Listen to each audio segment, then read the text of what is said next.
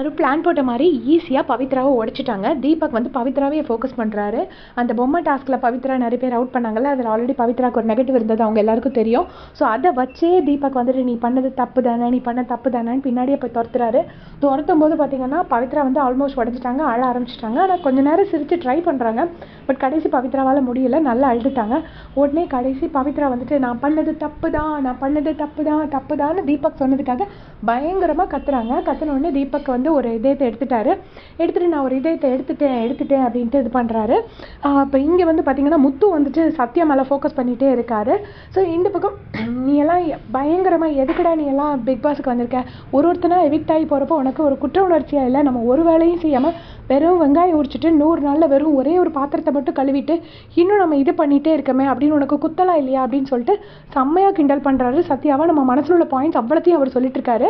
So டெவலாக காமிச்சு செம்மையாக பண்ணிட்டு இருக்காரு.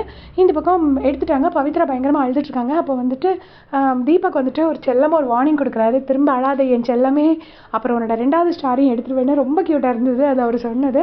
ஸோ அவர் உடனே அந்த அடுத்த ஸ்டாரை எடுக்க விரும்பலை.